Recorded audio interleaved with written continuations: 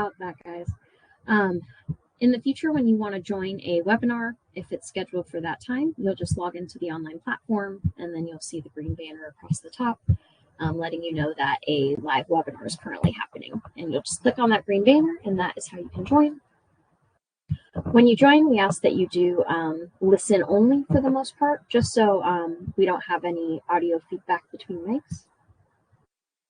When you join, if you find that the sound of the webinar is not playing through your desired device, if you click on that little phone icon down at the bottom, it'll bring up a list of all your speaker devices and your mic devices, and you can choose the one that you want to listen through.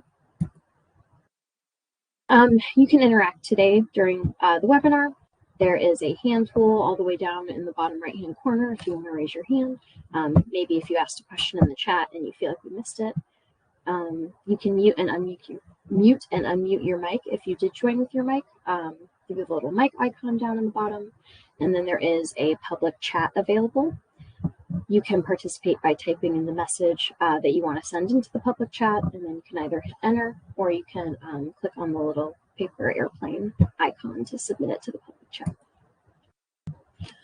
There's also statuses that you could set throughout today's webinar. If you go over to the users list and then you click on your name, you can click on set status, and then you could let us know that your hand is raised, you're undecided, confused, sad, happy, show applause, thumbs up or thumbs down. And then just a word of warning, if you click on that red menu panel that's all the way to the left-hand side of the screen, it will pull you out of the webinar. You can just click on the green banner to rejoin, but just want to give you a warning that it will pull you out. All right, folks, it is with great pleasure I introduce today's webinar instructor, Diane Leonard. Diane, sorry about the mute in the beginning, but I will hand it off to you now. Thanks, Brooke. Hello, everyone. Thanks for joining me for this session, Grantmaker Relationships Expressing Next Level Gratitude. Thrilled to be back with the Native Learning Center today. And I recognize some names, but not all. So I want to just quickly introduce myself. I'm Diane Leonard, pronouns she, her, and I love all things grants. I actually started my career on the grant maker side. So today's topic is especially near and dear to me because I have been on the other side as a grant maker, receiving what feels like very transactional outreaches and relationship type thoughts from well-intentioned organizations. But this is really a spot where you can make your grant seeking work, your grant writing work in your organization so much stronger and more meaningful and more sustainable, quite frankly, for your organization. So we're going to talk about a lot of different techniques and tactics to make this feel like a repeatable process. Now, one of the things I like to highlight in my bio is that grants can be really stressful. And for me, it means the way that I avoid, or I should say minimize, the stress related to it is by moving every day. It snowed a lot in far, far upstate New York, though, overnight. And so running outside was not on the menu of safety options today. Indoor cycling did the trick. So check the box on that portion of how I de-stress. The other is I have one good cup of very delightful fresh brewed coffee a day. Too much more than that, now I get jittery about all my grant stress. So that's what's fueling me today. If you'd like to say hi in the chat and let me know what's fueling your work today, I'd love to hear. Maybe actually right now it's hot decaf tea that I have next to me that's part 2 of the fueling for the day. But maybe it was walking the dog or some yoga, some crochet, whatever it might be, a great book. If you want to let us know what's fueling your work today, I would love to hear. The chat box is optional for your participation today, but in the way that you are comfortable, in the way that it is meaningful for you. I do love to have folks ask questions along the way and answer small little prompts like the one I just gave about fueling your work. So we're going to cover how it is that we can manage and improve relationships with our grant makers. We're going to talk about having a plan so that we don't forget, so that we prioritize in the midst of all the other things on your to-do list. We don't want to forget about our grant makers. We don't want to forget about our stewardship efforts with them. We'll think about some specific management ideas, how we can help keep track of that plan, make it visible to our colleagues, and talk about some tips on how we can engage others, whether you call them a grant team or not. How can we engage maybe your board of directors or advisors or senior leaders in your relationship strategy? At the end, I will ask for any unanswered questions that you want to ask before we close the webinar, but I really do strongly encourage you to ask questions as we go along. Please don't feel that you need to hold them in any sort of parking lot for me to answer them for you. Oh, and thank you, Brooke. In that chat box, you'll now see the links to our slides today. And I want to highlight that I do have an extra handout for you.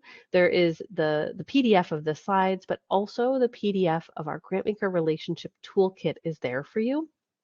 It's related to a lot of what we're going to talk about today, but it can often be a helpful tactical PDF for organizations trying to operationalize and become more consistent and thoughtful about their grantmaker relationship. So I want to highlight that that's there for you as well.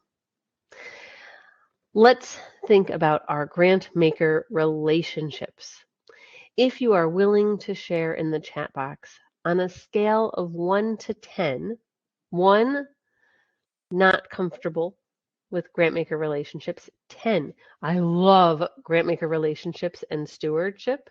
If you could let me know your comfort level in the chat box. There is no judgment on my part with your answer, but if you could let me know on a scale of 1 to 10 what your comfort level is with grantmaker relationships, I would love to have a sense of who's in the room with us today. So again, 1, not comfortable, just getting started with the idea. 10, love it. But not that I'm asking you, Diane, to pass me the mic. Don't you worry. But if you could let me know your comfort level, that would be great.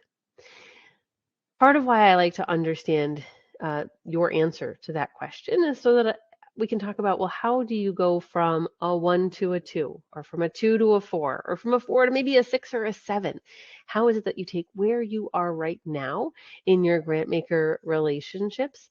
How is it that you take that one step higher in this next year?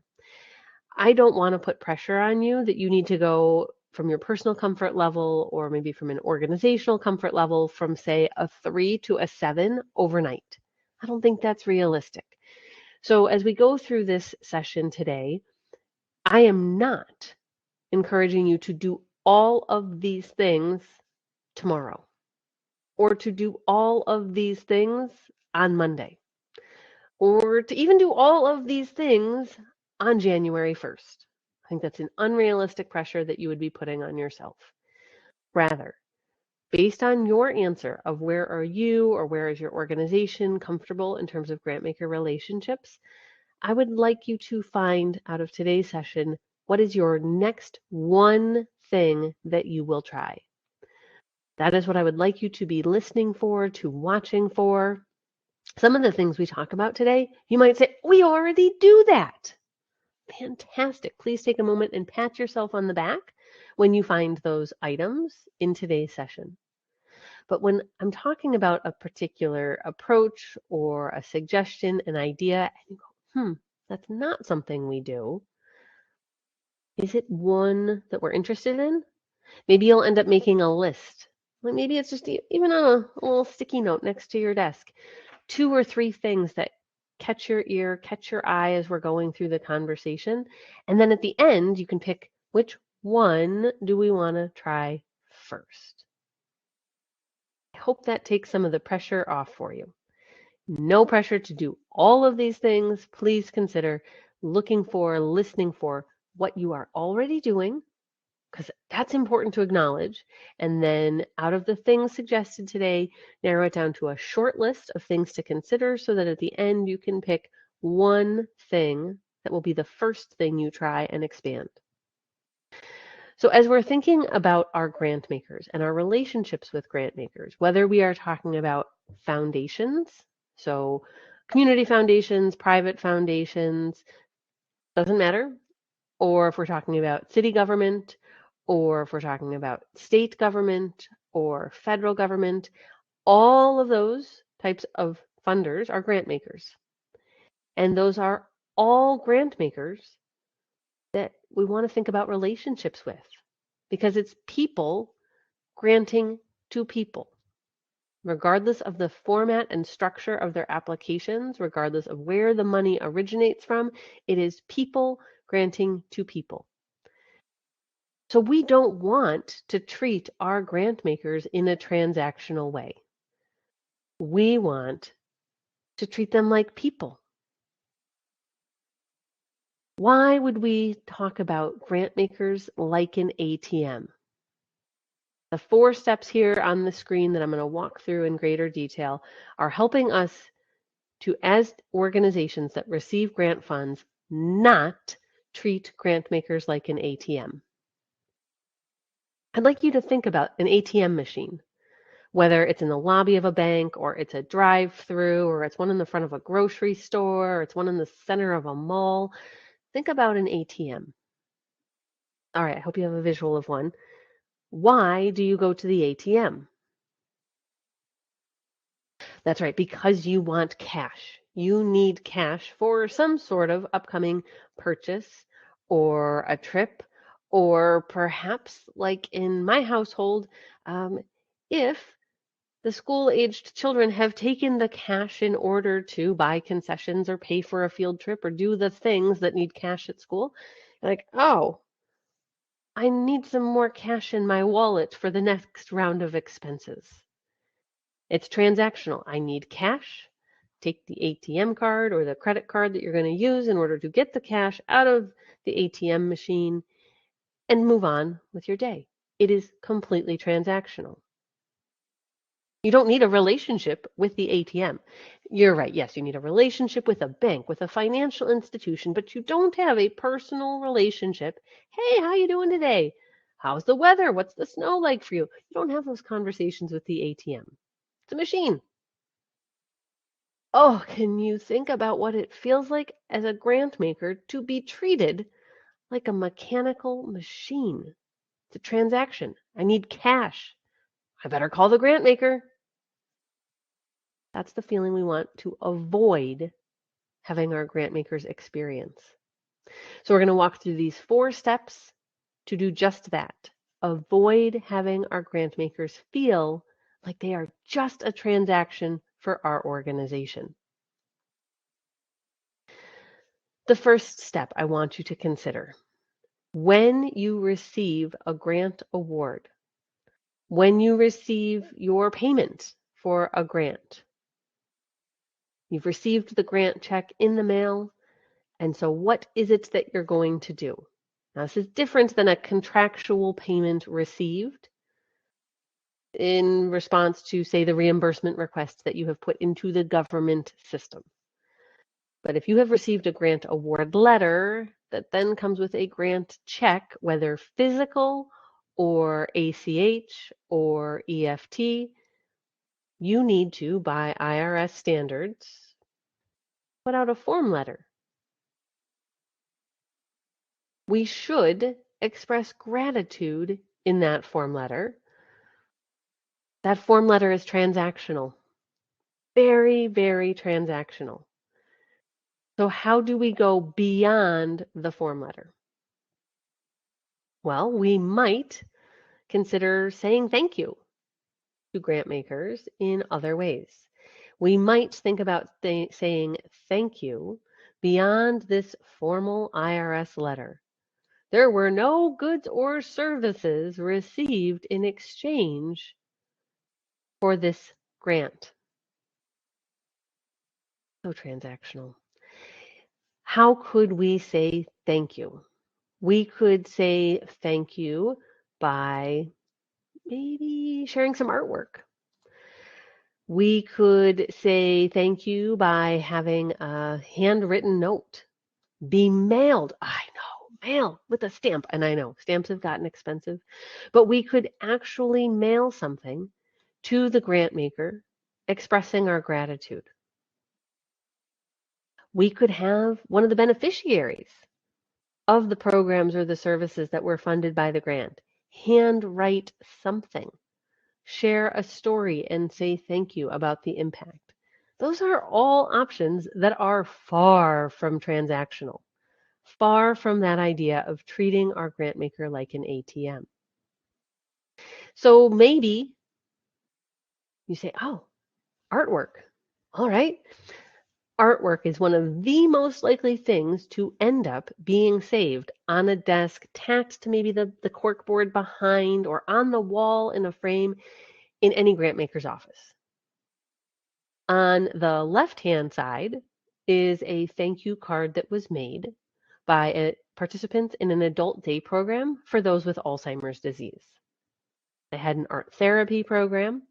It was funded in part by a grant from a family foundation. So the staff suggested that they make some cards. When the art therapist was in the program, could they make some cards that could then be written on inside by the staff? And what you see on that left-hand side is one of the physical products of that activity. It did not disclose any information about who were the participants or who were the caregivers, but it is something that then the staff could write inside to say, here's a piece that was created as part of the program that you funded. Thank you so much again for your support. Definitely takes some planning, but means so much to the grant maker that receives it. On the right-hand side on the screen, fingerprint art again, but this time for a nonprofit preschool program. In this case, the staff had permission to write the first names of the students over their thumbprint. So an organization had made a grant for an expanded playground for this particular program. And so they made what looks like a bunch of balloons and wrote thank you on the outside, short note on the inside. Thank you so much for helping to make the new playground possible for our students. The reason that I talk about the artwork or the things that are created or handwritten is because when I was a grant maker, I would get things like this once or twice a year. Out of the entire roster of grantees, I would get expressions of gratitude like this only once or twice a year. So they really stand out. And they get circulated at committee meetings, at board meetings, among the staff. The ripple impact of that singular thank you is felt usually by many people within the organization. So now it's not only thinking about how does that one person who received it feel, but how does it make the collective organization feel? When we think about our expressions of gratitude for our grant makers, we might say, well, I'm not sure what we have in terms of how we could say thank you or what we would write. The interactions we have with our grant makers as we go about our year, doing our work, attending collaborative meetings, attending community events, is also a way to express your gratitude beyond that formal thank you letter. But you might not be the one that is at all the things. It might be that it's your executive director. It might be that it's your vice president of programs.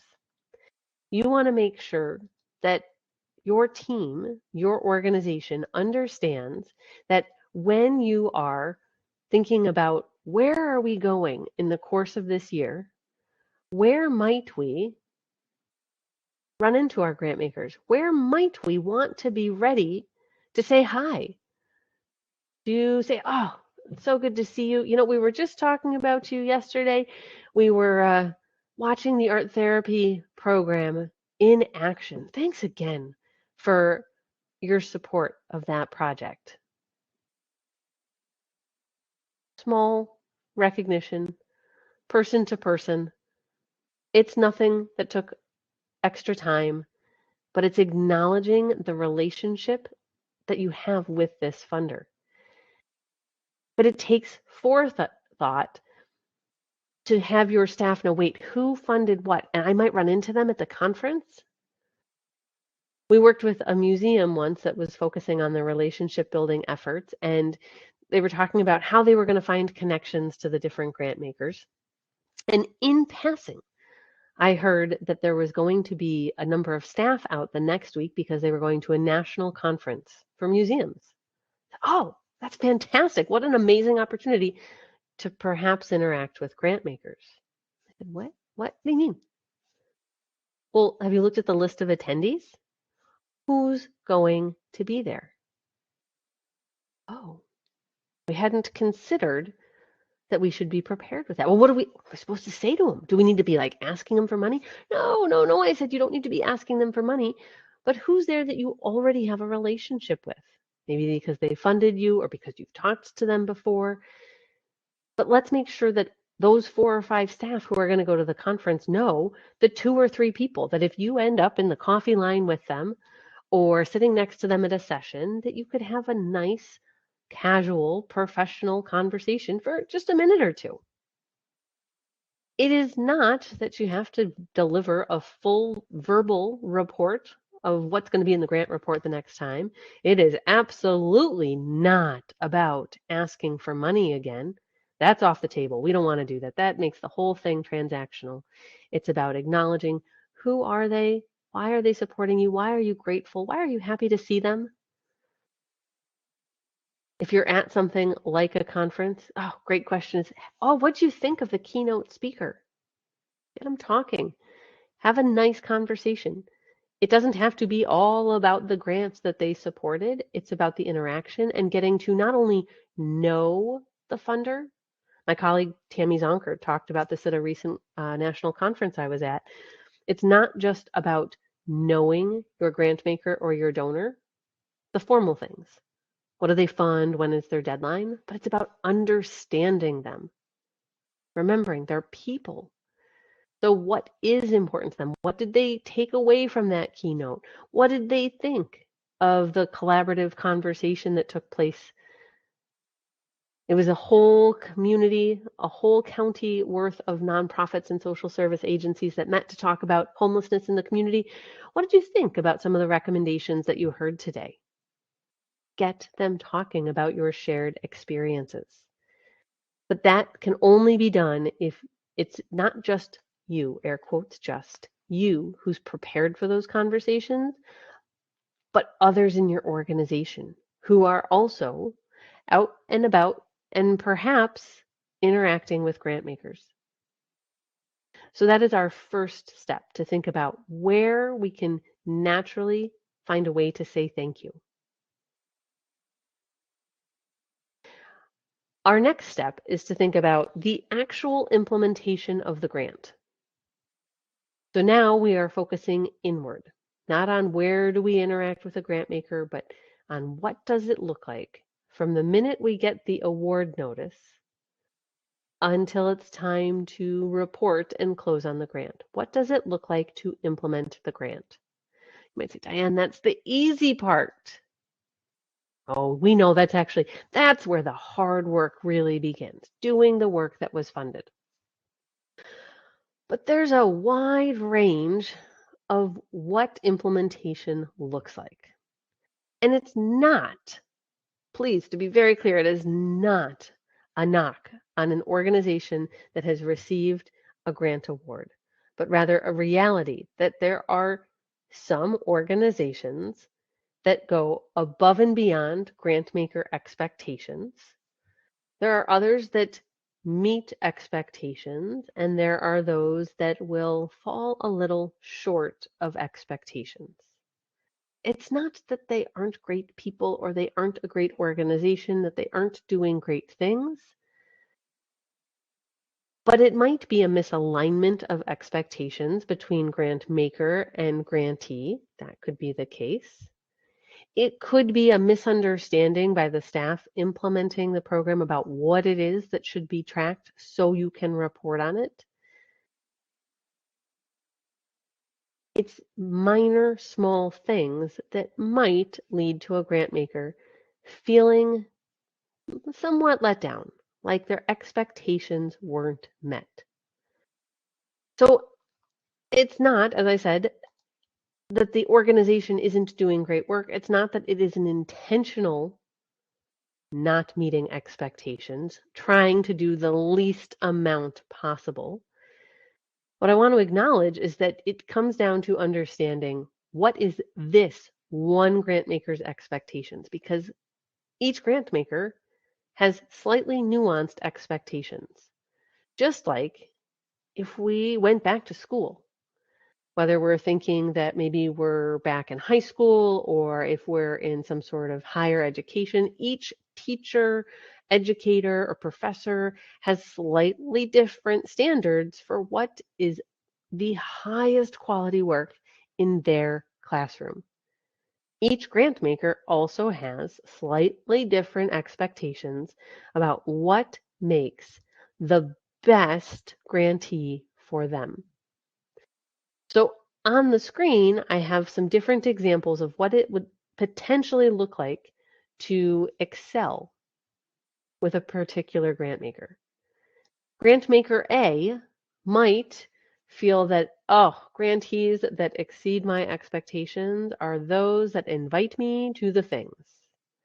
It might be that it is grantees who exceed my expectations are those who help talk about our shared work. It could be that a grant maker feels that they're really, wow, this grantee above and beyond absolutely gets an A+ in my mind because they reached out to ask some questions before they made any changes. They decided that it was better to talk about it and maybe brainstorm with us and make sure that we were okay with what was happening. Different grant makers, I can't assume which type of excelling is going to be the one that is, well, sort of like their love language. What makes it most meaningful, best meets and exceeds their expectations. Now, that being said, of the 6 on the screen, there is one that I strongly advocate for in all grant maker relationships because it sets you up for success in numerous ways and does feel like a very likely candidate for at least one way a grant maker would say you exceeded expectations. And that is when something comes up during implementation. You maybe are a little over in terms of expenses in one category and you want to get permission to spend a different amount, less in another category. So make some budget adjustments. Or, well, you had more snow days than expected this school year. And so actually that impacts the number of students that participated in your program. So your output numbers look a little low right now. You're not going to be able to make up those sessions. Rather than make assumptions about what you can or can't do, how a grant maker may or may not feel about what's happening, pick up the phone. Or I guess if it's your cell phone, pick up your phone. Drop an email. Find out what the grant maker thinks about what you're experiencing and if they're okay with the change or if they have any questions or any suggestions or ideas related to what's happening. Grant makers don't like to be surprised, either in a midterm report or in a year-end report. I can say that with authority. When I would be surprised reading a report back when I was a grant maker, oh, my stress level, I could just feel it rising. And the reason is because, all right, now I've got to think about how I'm going to present that to the board. Why didn't I know in advance? That might create some extra work in terms of questions I have to ask the grantee. Maybe we're going to have some more back and forth. Oh, they surprised us during the report. That might make it harder to get them funded in this next round. How can I help to strengthen their case moving forward? These are the sort of things that it created for me as a grant maker. So it is in your best interest to never surprise your grant maker during a report.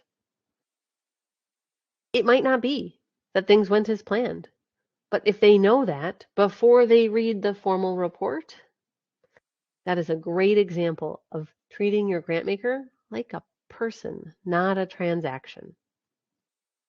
All right, I'll move on, but I could talk about this all day because it hurts your funder relationship. It actually might detract from your funder relationship. It starts to decrease the trust that they might have in you as a grantee. But like I said, we'll move on. Let's think about some of those other examples of excelling.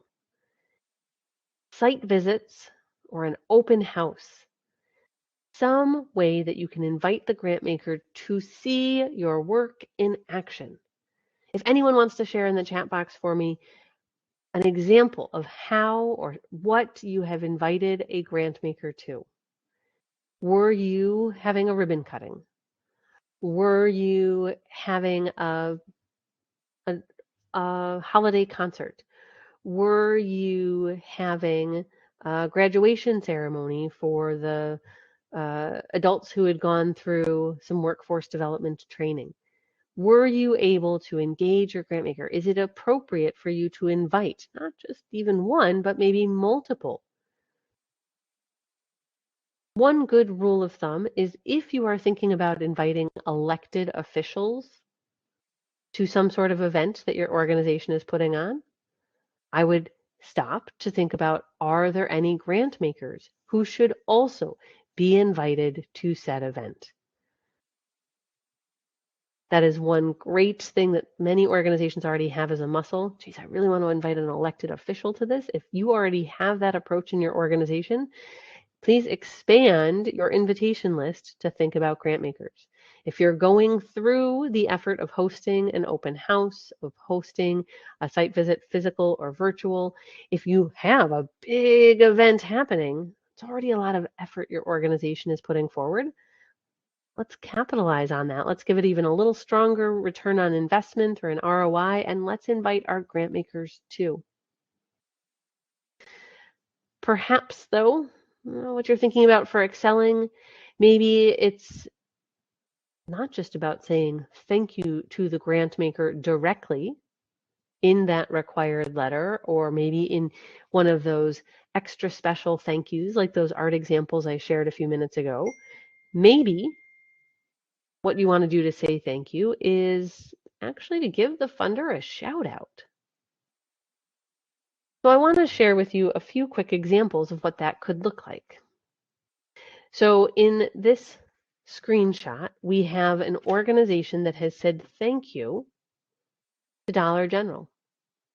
They received funding for a position related to their literacy programming, and so they said thank you. Now they probably have offline said thank you to the grant maker, in this case Dollar General, directly. This is a hashtag for Dollar General. It is not like an actual social media handle that we see here. But they still said thank you, gave public recognition for the funding, even though the funder didn't have an account on that particular platform. Why? Why would you do that? Well, it's nice for folks to know, geez, look at the other types of support this organization that I care about is getting. So it might engage another donor, another grant maker to want to help take action. But also, what you have just put forward on social media, now you have some metrics. We shared this post and we had 500 people who saw our information. And so we include a screenshot and we talk about the metrics for our reach in our report. You might say, why would Dollar General care about the reach of our post? Well, corporate grant makers, they usually care a lot about their visibility. That's why on some level they are making grants. And so the goodwill, the public information that is shared in terms of the work and how they're supporting the community, that helps them. So even if the funder isn't there, making a public post, giving public recognition so that you could talk about it, show the example, talk about your outreach in your report. Oh yes, 2 thumbs up for that. You control your social media posts. This is a huge advantage compared to what used to be the primary method that nonprofits would have to talk about their public recognition. Back when I was a grant maker, it wasn't really all that long ago, but social media was certainly far less used than what it is today. What many nonprofits were having to do was create a press release and send it to newspapers and radio stations and hope that it would get picked up so that they could grab a clipping, talk about the readership of that particular newspaper, and include that in their report for how they were sharing the information and giving public recognition to the grant maker. Here is another example. This time it was about funding from the Andy Warhol Foundation. You can see all sorts of different hashtags and the handle that's there.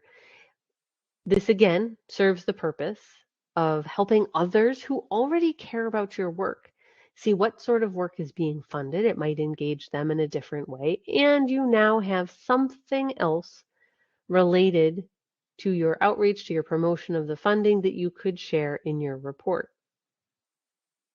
So those two first examples, they're great. There's always different approaches to social media, how much text or not, and what kind of hashtags or not. I'm not a social media expert. Member of my team takes care of that. But the fact that it's there, what I care about is that I have something that I can report on and share with the grant maker. We thought about you during the course of the year. Even if you didn't see it, we were talking about you in such a positive way. Look at the proof. But the thing I really like about this example, and I know there's a lot of text on the side of the photo, this is showing us what is the grant in action. Without reading anything, what did this program fund? This grant program funded something related to dentistry. I'm not sure, without reading the text, if it's about access to affordable dental care, or if it's about providing free dental care to children, or if it's about job training for the dental hygienist. I'm not sure. Now, I could read all of that text and it'll tell me what it's about. But even if I didn't, if I was somebody scrolling through, like, oh, well, that's cool. This organization that is doing this dental work, and oh, I can see the MacArthur logo. If we think about the attention span of anyone on social media, it's the quick scroll. And there was a lot that could be learned by seeing that it was your organization, that it was something related to dental care, and oh, the MacArthur Foundation. Wow, that's cool.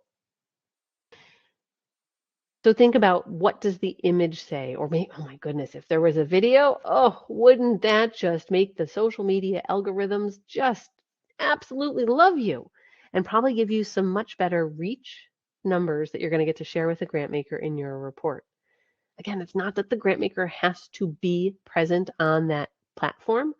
Use the platforms your organization is already naturally using to talk about what's happening.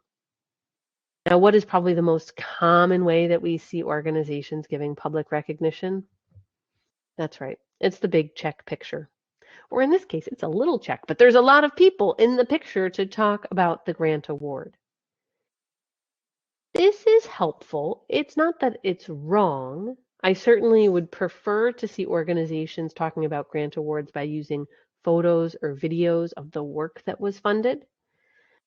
But if a grant maker has taken the time to present you physically with a check, whether it's a regular size check or it's like one of the big, whiteboard type big checks, if they have taken the time to take that photo with you, if they have gone out of their way to schedule that, that is an indicator that promoting that check photo, the action of the grant award, is important to them. They want the visibility, even if they did not tell you that you have to. So posting it on your social media, getting it out, that is something that is meaningful to the grant maker. That is giving us a clue that this helps them consider us at excelling in our grant terms. Yes, do great work when implementing, but the action of recognizing them is meaningful to that particular grant maker. Now, other grant makers might say it's not about the check itself, but rather about how you promote, or if you promote at all, anything that is about our shared mission. The grant makers that you're applying to, they have a mission just like your organization has a mission. So what is the work that they're doing that is relevant to the people in your network? What might they care about? Sharing that information, that shared interest, helps to highlight and remind the grant maker, oh, that's right, this is that awesome group that is also focused on how we can provide programs and services for children in poverty. Now, I'm not saying that you're going to get funded by the Annie E. Casey Foundation. That might not have anything to do with your work. But if you as an organization shared their annual report, every time they release their Kids Count data book, there's a big media push around it. There's a version of the report in each state. Say you're doing child-focused work and you say, wow, the Annie E. Casey Kids Count data book is out for my state. I'm going to share it because it's important for our community, our stakeholders, our followers on social media or on our e-newsletter to also be aware this is really relevant data that we use to think about our work. We use it in grant applications. That's helping all of your different components. It's helping donors, it's helping your program folks, it's helping your board members, it's helping the grant makers, for everyone to see this is really an integrated part of our shared work. Even if we're not getting your money in this moment, it's important. If we're getting your money in this moment, it's really important. So what reports are they creating, or what newspaper articles are they authoring? Sharing their thoughts. Again, it's related to your mission alignment and giving some airtime to that. Folks get tired of only reading about your story. They like to also know about things that are relevant to your story. How are you connected to others? It could be something, again, not related to money at all.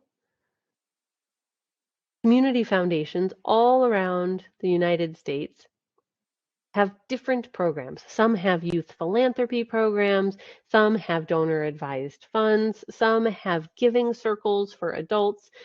This particular community foundation has a youth giving challenge that they run every year. It is a writing challenge for middle school students throughout their service area. So the teachers in the English classes help the students write the essays. Those that get written get submitted to the community foundation. The community foundation then awards funds to the group that was written about by that student. So as an organization in that community, you're not sure if you're being written about that year by any of the students. You're not sure which student is going to write the best essay and if you would potentially therefore get the money. You have no idea. You can't control it. But being a nonprofit in this community foundation service area probably looks pretty good, probably is helpful if you talk about this youth giving challenge. This is the next generation of donors in the community, so good that they start to understand philanthropy. It's helpful that it's shining a spotlight on a variety of nonprofits every year. And hey, it's your community foundation.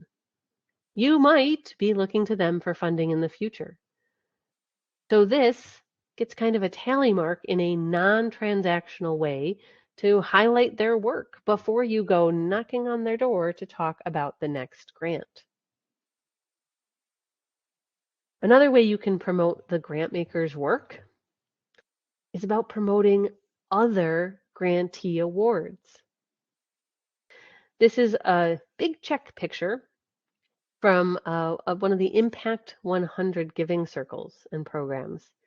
And so that's a competitive grant process that is run in a number of different large cities, and it's competitive. And the process usually lets folks know who are the finalists. There may, in many cases, be some public voting involved. Not always, but so you might know you're a finalist, others might know you're a finalist, and then where there usually is the biggest splash is around who gets the big award. If you are anywhere in the process, anywhere in the community, especially if you are a finalist, it pays to be a good sport, to help promote the understanding of this program, of those who are helping to support it, and the other nonprofits that are doing awesome work and becoming finalists, not just the final awardee. So that's what this post is. It's about congratulating not yourself as an organization. Good job, we did it. We became a finalist, or good job, we were the ones that got the money, but promoting others. It goes with the idea that there's a rising tide, and so we will all boats will rise. So if we can all help support each other's work, I might argue there isn't always enough money to go around across all the groups, but it is the idea that by sharing the good work, the good awards that are happening for others, that can lead to some goodwill for us as well. These are just some tactical ideas for how you can interact with a grant maker outside of the application itself and the final report that will make it so your grant maker does not feel like you are treating them like an ATM, that you are not only treating them in a transactional way. It's time for me to have more grant revenue, time for me to pick up the phone and call the grant maker. So Mary, I see the example you shared in the chat box. You had a workshop and you invited 5 different granting officers. Awesome. 3 of the 5 were invited. They shared their stories. My goodness, what a great way to not only invite them, but to engage them as part of the programming. That's fantastic. Absolutely fantastic. Thank you so much for sharing. That sounds like it took a fair amount of thoughtful planning, especially if you were coordinating different calendars like that. But the dividends of that, I can only imagine the goodwill that that created. Things like this don't guarantee the next grant, but they make it more likely because, again, it's people granting to people. So how the people leading these different programs, the different funding streams, the way that they feel about the organization, it is as important as if you're thinking about an individual donor. You work really hard to establish those relationships in the first place. So how are we going to steward them? How are we going to make them better and stronger? You might say, Diane, are you sure? Are organizations really treating their grant makers like an ATM? Yes, unfortunately, yes, they are. And it's not because they are trying to do it. It's because there's so many other things happening that they are forgetting to express a thank you outside of the letter, outside of the formal report. This is a quote from a good friend and colleague of mine. He's the assistant director at the Northern New York Community Foundation. And the reason Max first shared this quote and actually wrote a blog about next level gratitude was because we had sat down to have just about our coffee about once a year. And we were sitting there having our annual coffee chat, catching up with each other and what was happening. And talking about what it feels like to only hear from organizations in their own community when it's time to ask for money again. And that was where this conversation and the analogy to the ATM, that's where this was first really highlighted in our team for what does that feel like? How do we avoid it? We all know why we go to the ATM.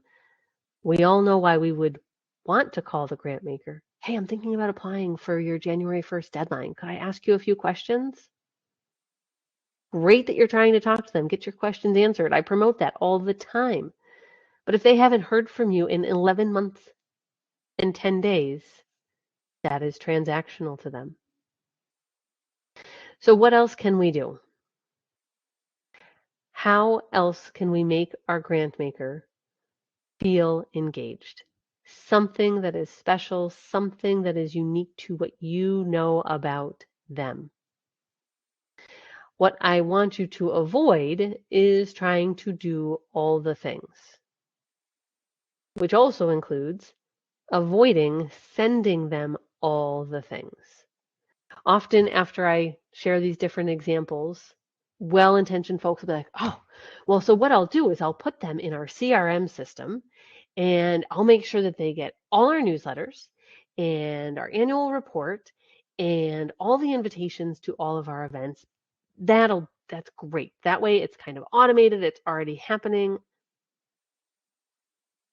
Great intention, too much. And while passive outreach like that, the things that are really driven by who's tagged what in your CRM can be helpful as a base. It does show the grant maker that you are thinking of them more than only at the time of application and at the time of report, but you want it to be meaningful things that they are getting. So really think about curating what is helpful. Maybe it's not getting things bulk mailed in terms of a newsletter. Those tend to go in a circular recycling file in a lot of offices at Grantmakers. But what might be more meaningful? Grabbing one of the extra copies if it's a hard copy report, putting it into a manila envelope, including a handwritten note, because maybe the program they funded is highlighted in that report. Maybe their name is even included in the text within said report as being a funder for the program. That is more meaningful than putting them on the direct mail list for all the things in your CRM. How else can we engage our colleagues? How else can we think about those grant makers and not treating them like an ATM? Have you ever considered asking your grant maker about their input, asking for their opinion, asking if they have seen organizations approach this particular situation in a collaborative way, or if there's anyone that maybe you want to ask if there's anyone you should talk to about collaboration? These are theoretical asks, but if there is something where you genuinely could learn from them, learn a connection, learn about an approach, I'd ask. They see lots of things. They see lots of different approaches in organizations. They will likely have an opinion, so go ahead and ask. You might say, I can't ask them to introduce me to anyone, which I would say, why not? They have already acknowledged that you're doing great work because they're your grant maker. They gave you a grant award. They said yes. They want to see you succeed. So if there is a particular introduction that would be incredibly meaningful, I would ask. That lets the grant maker know that you are thinking about them, thinking about your organization, thinking about how, again, the collective shared parallel mission can move forward. So how do we make sure that this idea for stewardship to our grant maker is always happening? Not just, whoops, right before it's time to ask again, or not when I have just an extra spare moment, which is basically never, right? No one has extra time. So how do we ensure that we have a plan that we're going to be able to manage? What I would love to see happen in organizations, yours included, is to implement these steps. When you get a grant, sit down and have a kickoff implementation meeting. What is it that will be required for our reporting? It might be the same meeting, it might be a slightly different group of folks. Sit down and discuss what is our plan for stewardship of this particular grant maker. Then document it. Put the plan in place in your Agile project management tool. Maybe you use Asana. Maybe you use Trello. Put it in your fundraising software. What is the plan? What are the things we will be doing? Put it in the record for that grant maker. Maybe it's Bloomerang. Maybe it's Little Green Light. Maybe it's Razor's Edge. These 3 steps, which we're going to walk through here in more detail, if you do this each and every time you get a new grant award, things are looking pretty good that you're going to remember to do them. They are visible to the team. This is what our plan is. Here is how we are going to do that. Do things always go to plan? No, of course not. But wow, things are looking pretty good. I feel pretty confident when a group takes the time to do these steps at implementation for the first grant award. I'm feeling pretty confident that we're not going to be transactional in our interactions with the grant maker. So, all right, that first step, let's have some sort of kickoff.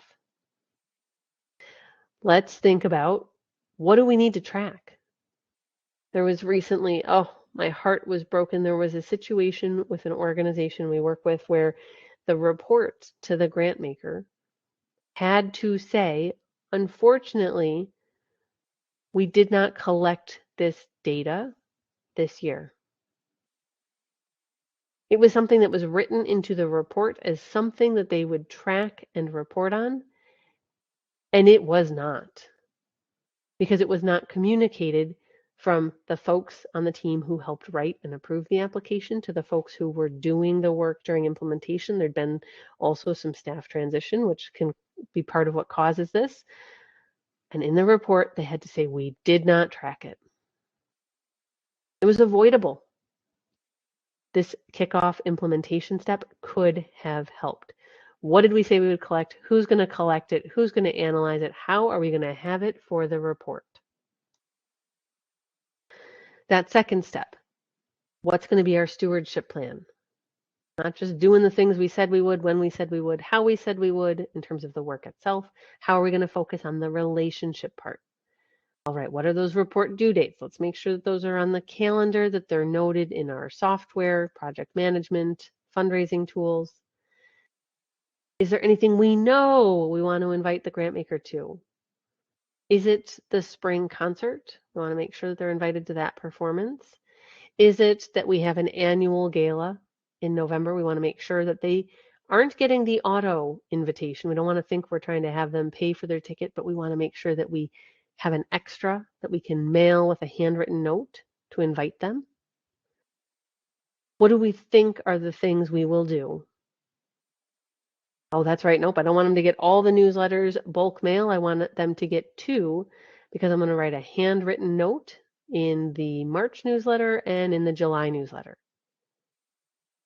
Whatever your plan is, I'm sure is just fine, but make the plan so that now you can put your plan in place. Where is it going to be visible so that it is able to be worked on by other team members, so that it is not forgotten, it is not swept to the side by all the other things that you have to take care of. Place it on your calendar, place it in your project management tool, make it visible, make it so that others can see it. Some organizations will go so far as to do step 1, have that kickoff conversation. Step 2, have the stewardship conversation, but they roll past step 3. And then there might be staff transition. Someone gets promoted, someone leaves to go to another organization, and all of a sudden, these things aren't happening. And so when does that get found out? That's right, when the new person in that role, thinking about grants, is ready to apply for the next funding opportunity. Like, oh, we haven't done anything. Well, I'm going to call the grant maker and introduce myself. Unfortunately, super transactional. So don't forget to make this third step happen. Put the plan in place, make it so that folks know, what did you agree to? How will folks be able to follow up on that, whether it's you or someone else in the organization? Have you caught on that this is not just a you thing, that this is others in the organization too? That's part of why I then want you to think about, how is it that we develop our plan, that we make it visible? In the step 2 I just talked about, where we were looking at what would your stewardship plan be?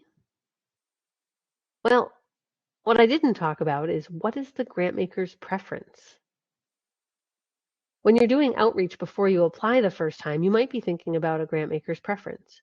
Who doesn't want me to apply or talk to them before I apply? Who does want to talk to me before I apply?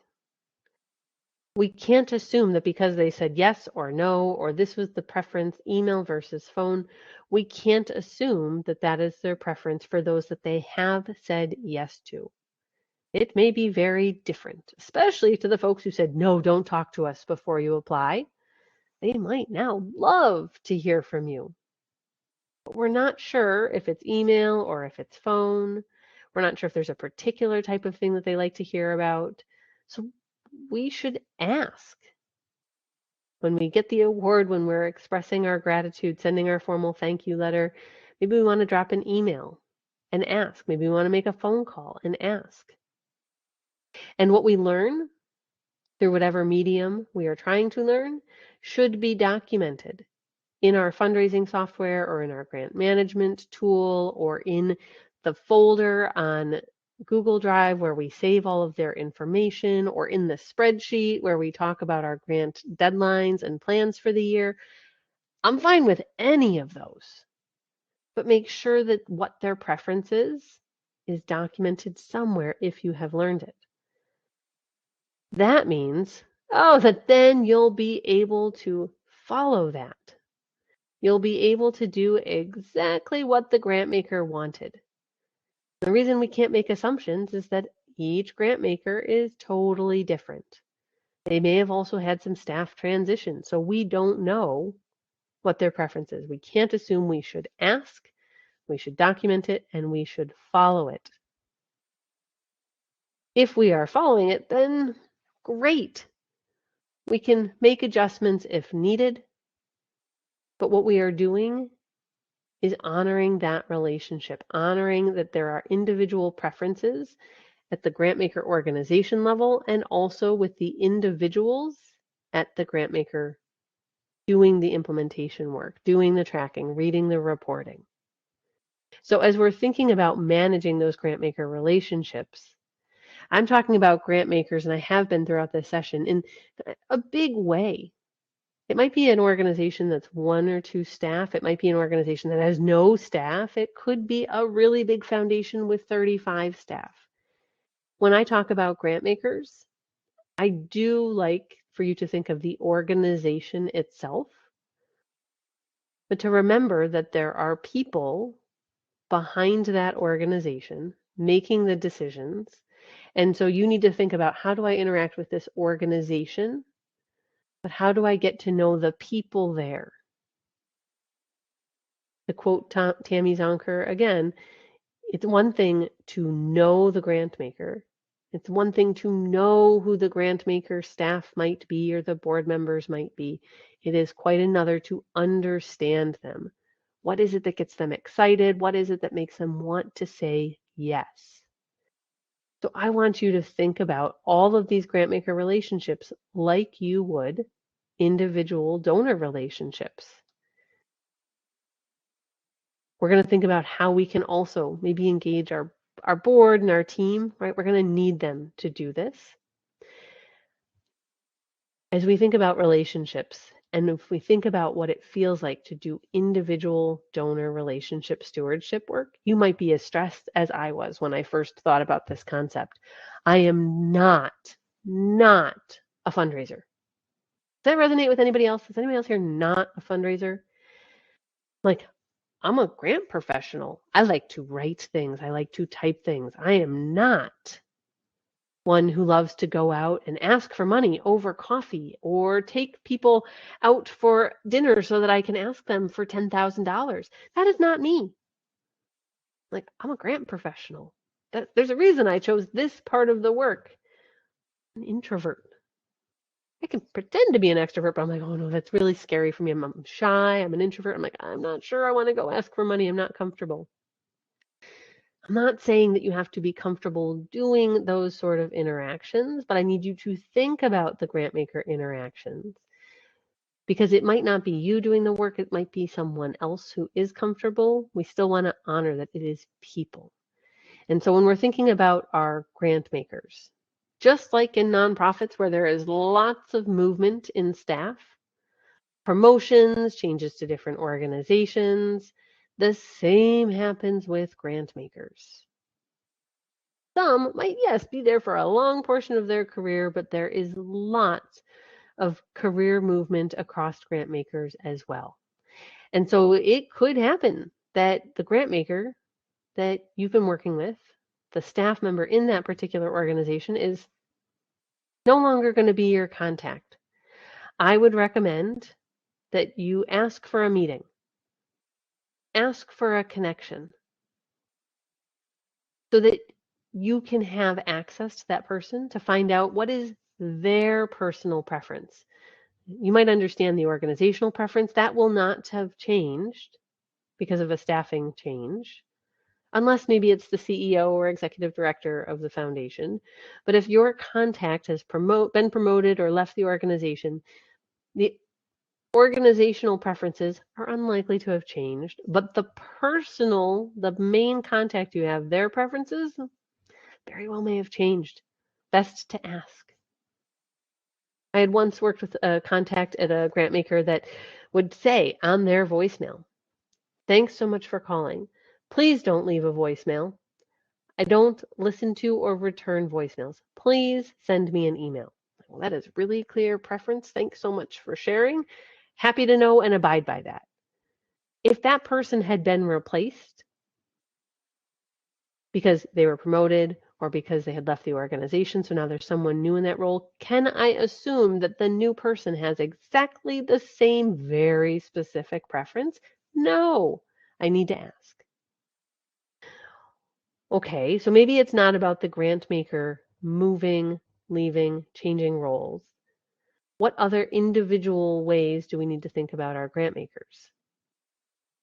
It could be that we have to think about how we have prepped our notes and our understanding of preferences in case we're the one that's not there. We want the relationships that your organization has to be more than your personal relationship. They should be sustainable for the organization that you're in right now. So whether you're sick, you're on an extended vacation, we've got you changing jobs, anything that changes internally for your organization as a grant seeker, how's that going to impact your grant maker relationships? So if you find yourself now you're coming into a role, you're like, I'm the newbie here. I'm the one that unexpectedly is sitting here learning about new grant makers in a new organization. You want to be sure that you reach out. Don't wait to reach out until you're ready to apply again. Not saying you have to reach out to everybody on day one. Maybe you spread it out. You prioritize them based on how soon is the upcoming deadline. But you want to be sure that you reach out, introduce yourself, see what you can do to acknowledge what do you know. Here's the factual things I know about you. What can I learn that will help me understand you? You, my main contact, you, the organization.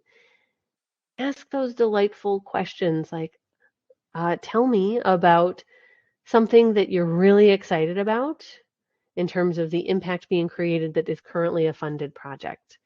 Tell me about a project that is doing a great job promoting the impact of their work.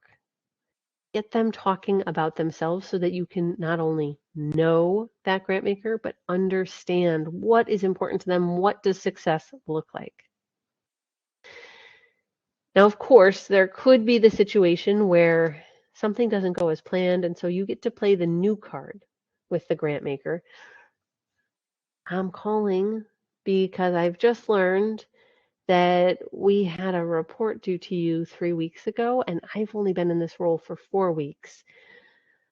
I'm so sorry for the delay. We'll have that to you next week if that's okay, right? Be honest about what's happened. Grant makers do have that happen. Let them know that you're new. Let them know as soon as you find something out, and understand that you are going to have to work extra hard to rebuild the trust in that relationship, just like you would have to rebuild trust in an individual relationship, because it was both levels, the individual, your primary contact at the grant maker, and the organization as a whole. Now, what if you were the one that was leaving? You are changing your role. Please think about what it's going to be like for the person coming in to fill your shoes. Their relationships with those grant makers are important to the organization, and they will do outreach and stewardship in the way that they are comfortable. Hopefully, they will be thinking to reach out and introduce themselves. But what can you do to set them up for success? Let the grant maker know, I'm leaving the organization, we've not yet filled the role, or I'm leaving the organization, we have filled the role. I get that this particular slide might not be relevant except for once every 5 years, once every 10 years in your organization. But I like to put it out there, talk about it, so that you're thinking about, how can I help the continuity of the grantmaker relationships, especially if you have worked so hard to strengthen those relationships in service of getting more grant money. You want your organization to thrive. So think about, how can you make the handoff so that it is easier, it is more relational, less transactional for the person that's coming in. As we think about our relationships, managing, it feels right, there's something to be managed. Relationships are something to be stewarded, cared for. I get it. We have a lot of deadlines on our calendar as grant writers, as grant professionals, as awesome nonprofit professionals who might have to write a grant occasionally. Who else could help you? I would love for you to think about your board, about advisory councils, folks who are not right in it with you every day doing the work, but who probably have connections in the community. Some organizations have had great success with developing board buddies with grant makers. Many organizations have had success with board buddies for individual donors, for often major donors. But I would like you to consider that approach as it relates to grant makers.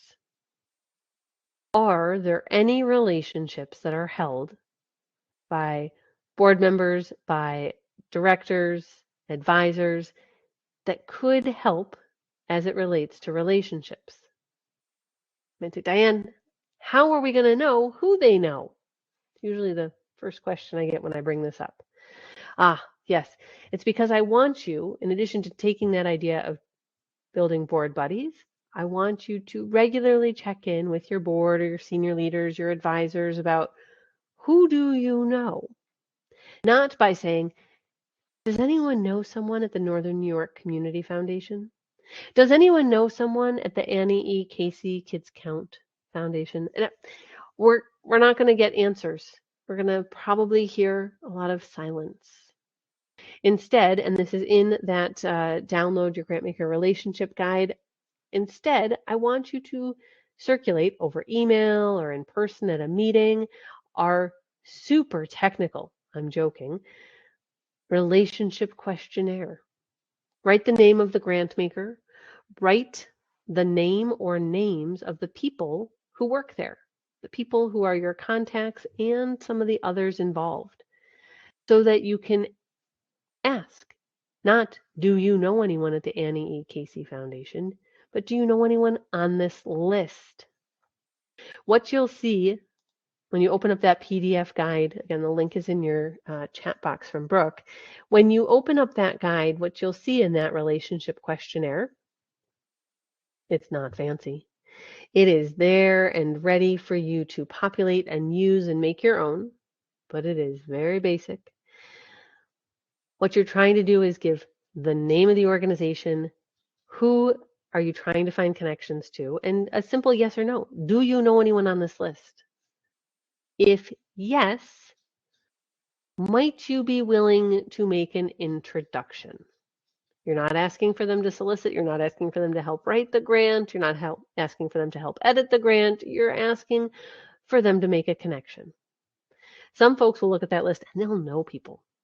They'll circle it. They'll say yes. They'll pass it back. Others might say, I'm not sure if I know anyone. If you have someone that is active on LinkedIn, especially the really active folks on LinkedIn, ask them if they're willing to put a few of the names into the search bar in their LinkedIn profile to find out if maybe they're not a first connection, but maybe they're a second or third. So they could ask a connection for a connection. I want you to think like a matchmaker, you and your board members. How can we get as close as possible to members of the board or of the staff of this grant maker? It's a little bit like playing the 6 degrees of Kevin Bacon. How many people do you have to think about in terms of connections before you actually end up at Kevin Bacon? I've used that as an example for years. And I, ironically, just this last year, found out that it's actually 2 degrees.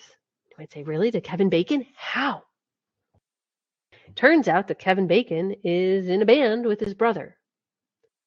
And they play at my historic little opera house now. They played there last year. They're going to play there again this year because people loved them. I'm very good friends with the director of our historic opera house. Who would have ever known?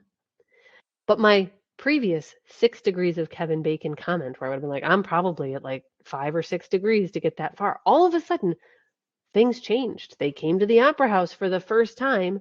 Now, if Kevin Bacon happened to be on a relationship questionnaire for a foundation, I'd be like, you know what? I wonder, I should ask Julie, how is it that you get in touch with Kevin Bacon? She's going to have some sort of answer for me, an agent name, probably not an email, probably an agent name. But wow, different answer this year than what I would have given last year. So your board members, your leaders are also having things change for who they know and what's happening in their own communities. So don't assume that because you shared the list once, that nothing has changed. I would encourage you to share it maybe once a year, maybe every other year, but keep asking.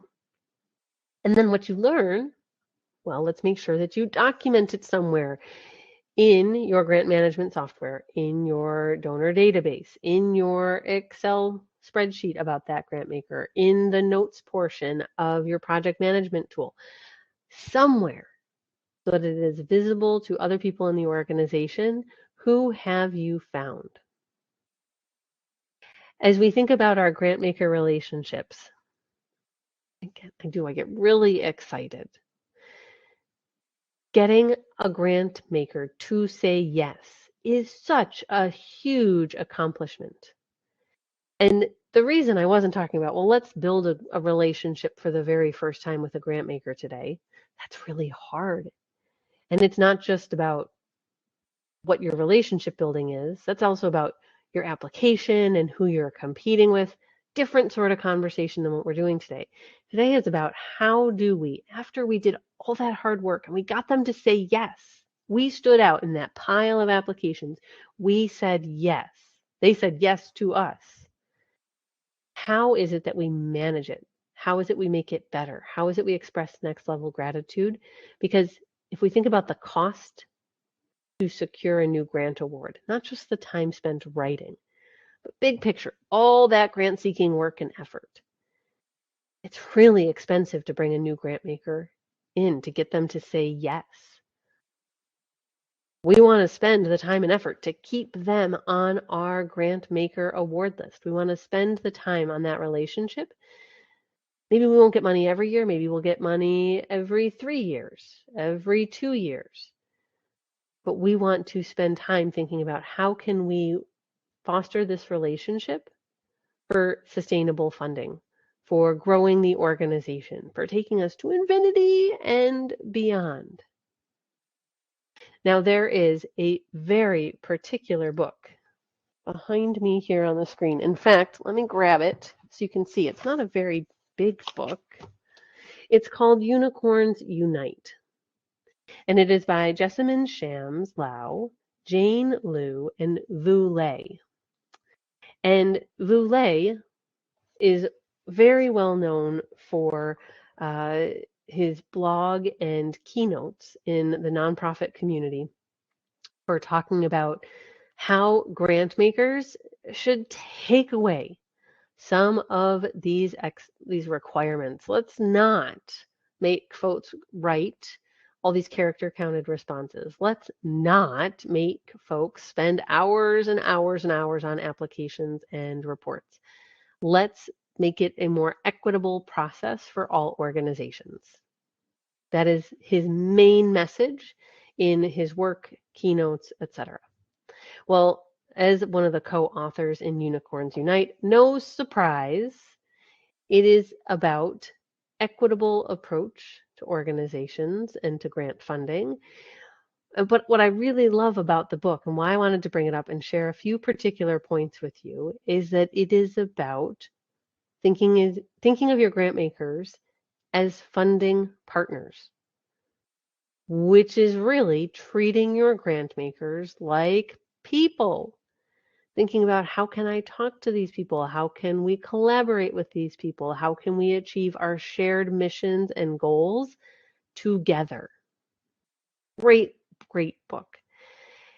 If you're checking it out, please do look for it at an independent bookstore, but you can definitely find it if you do a quick web search. When we think about Unicorns Unite, one of the things that I loved about it is that it is focusing on epic partnerships. And epic, you might think just means like big, epic, but no, it's an acronym for the different types of elements that you can consider when you are talking to a grant maker, asking to partner together, not just necessarily with money, but in terms of knowledge, of skill, of connections. So we want to consider, how do we talk to our grant makers? These epic partnerships, well, we've been talking about them. We're stewarding our grant maker relationships. We're thinking about the relationship with the grant maker organization as a whole. We're thinking about the relationship with the grant maker, the person that's our contact. One of the things I had suggested was asking for their input, asking for them to make introductions, helping to connect you to other collaborative partners. Those are great examples of building epic partnerships. So when you're in the book, if this is something that you are interested in, it gives you like actual script ideas for how you could reach out and ask a grant maker for something. So if you're like, I'm just not comfortable, I don't know what to say, I'd always be happy to give you some ideas, practice some scripts back and forth over email with you, but there's some built-in prompts there. Maybe you're not sure about what I said for board members and board buddies. Like, I like the idea, but I'm not real sure.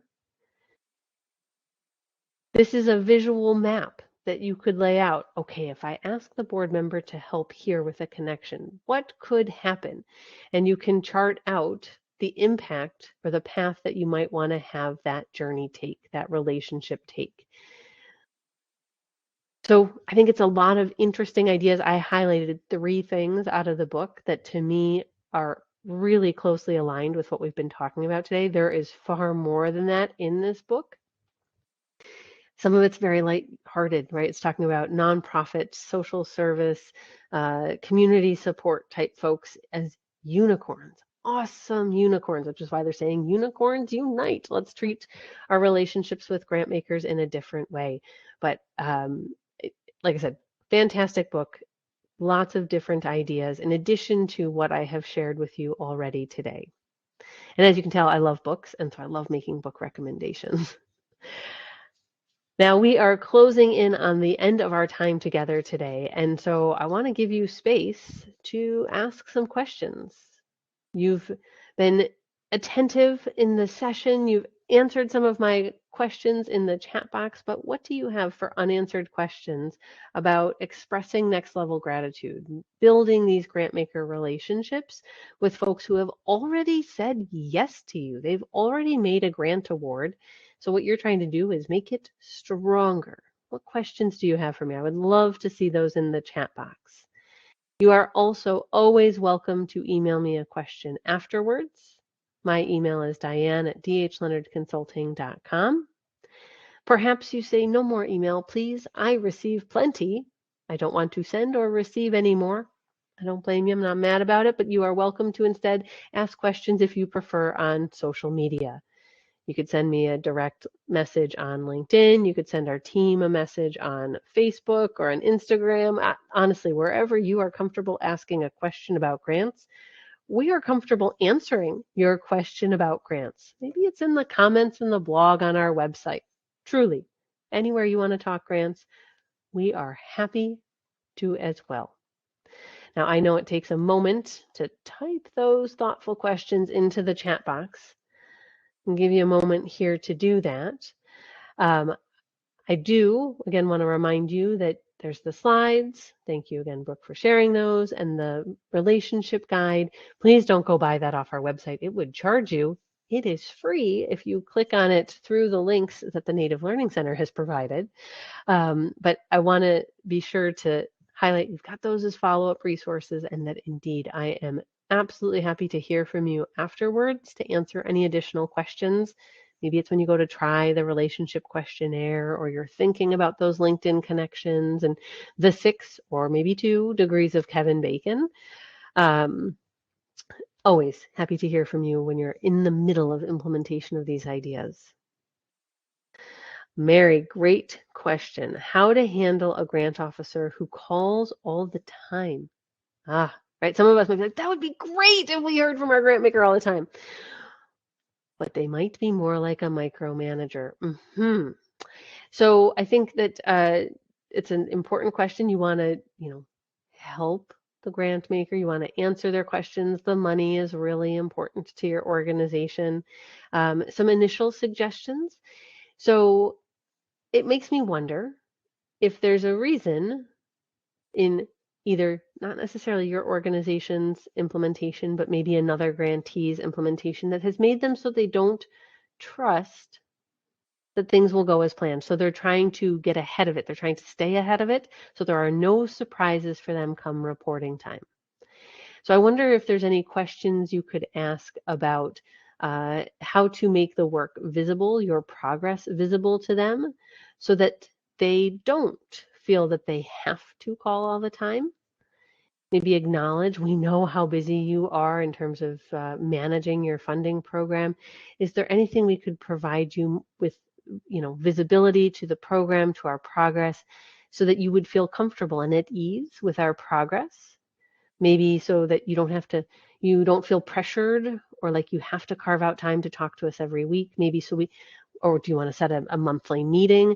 Right? Maybe propose some ideas for how you could, again, make work visible, honor and express that you're concerned about their time. You want to use it wisely.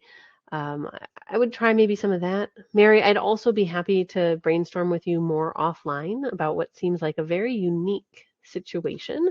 So I'm going to type my email into the chat box here. Please feel free to reach out. I'm happy to talk through it some more, but those were just some of my initial ideas for how you might handle it. But there's probably something that's driving why they're asking and reaching out all the time. And it's not necessarily something you as an organization have done, but something in their grant portfolio in the past that is making this the case. Yeah, great question. Definitely would look forward to chatting with you about it more. All right, I don't see any other questions then in the chat box. So I think, Brooke, it's back to you.